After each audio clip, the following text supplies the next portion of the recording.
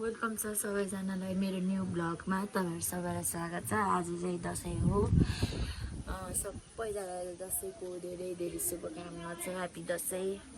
हाम्रो चाहिँ दशैं चाहिँ के लागेको छैन है, यस्तो भइरहेछ। एकदम राम्रो है, हेर्नु त राति छ। अनि आज चाहिँ असोजको 16 गते दशैंको दिन। आज सबैजना गाउँघरमा एकदम रमाइलो हुने ठाउँ। हाम्रो चाहिँ सुनसान है, हावा चाहिँ चल्ला एकदम सुनसान भइरहेछ। के भन्नु खोइ यस्तै हो। अब अहिले लाउँछ होला टिका, म चाहिँ फुल लगाइदिन्छु ल। अब यस्तै हो, के गर्नु। हाम्रो अब घर यस्तै छ, हेर्नु होला राम्रो छैन, सामा जोडेको छैन। यता चाहिँ हाम्रो श्याममायाहरू छ होइन। यता चाहिँ हाम्रो भाइहरू चाहिँ मकै घारीतिर बसिरहेछ। यो चाहिँ मेरो भाइहरू सबै भाइ। यो चाहिँ छोटा हाई गरिदियो। कसरी आएको खातेको छोरो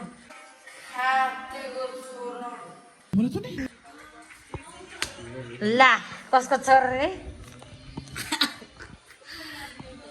कसको छोरो भइरहेछ। ल हाम्रो यहाँ चाहिँ हो कान्छाङ्गलको बुढी है, कस्तो राम्रो लेखिरहेको छ है। यति राम्रो राम्रो अक्षर जापान जाने रे, जापान जाने रे। के गर्नु, यस्तै हो है। अहिले नेक्स्ट भेटौँला। टिका लाउने बेला मात्रै हेरेर म देखाउँछु। अहिले केही देखाउँछ है त बाई गाइज। ल हेर्नु होला जबरा कति के देखाउने देखाउँदैन भाइ। हाम्रो यहाँतिर हाम्रो जमराहरू नि सबै यति लामो कि यति लामो जमरा हो यो। त्यहाँ बस्तो त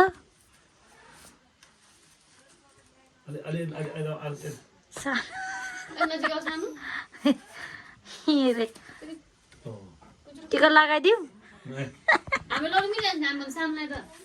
पहिले बाजेलाई लासाइ गरेन अनि बाजेलाई हामी लाउने खासै बनाउन तपाईहरु टिका लगाएर पैसा दिनु पर्ने हाम्रो सलाम चरा सो वा लास्ट दशैं छ हैन।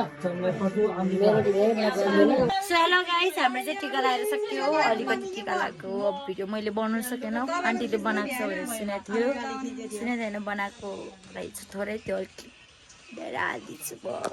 यहाँनिर हेर्नु होला हाम्रो अब जेठानी देउरानी, सबभन्दा ठुलो जेठानी, मैले जेठानी, साइली, कान्छीको छोरी, म चाहिँ साइलीको छोरी है। यहाँनिर यस्तो राम्रो भइरहेछ। हाम्रो चाहिँ दसैँ यस्तै हो ल। दसैँ तिहार चाहिँ आउँदैछ, दसैँ चाहिँ यस्तै हो।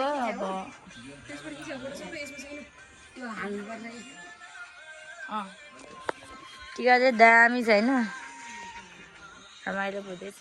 हाम्रो एउटा छुट्यो, आन्टी चाहिँ छुट्यो, जुठो लागेको छ उनको माइतमा, त्यो भएर होइन त नि। ल यस्तै हो। ह्याप्पी दसैँ सबैजनालाई है। आजको दिन सबैजनालाई ह्याप्पी दसैँ। मेरो बहिनी के भन्न चाहन्छ? सबैले के भन्ने ह्याप्पी दसैँ के पोज दिएको थियो? Happy Dashain everyone. Happy Dashain.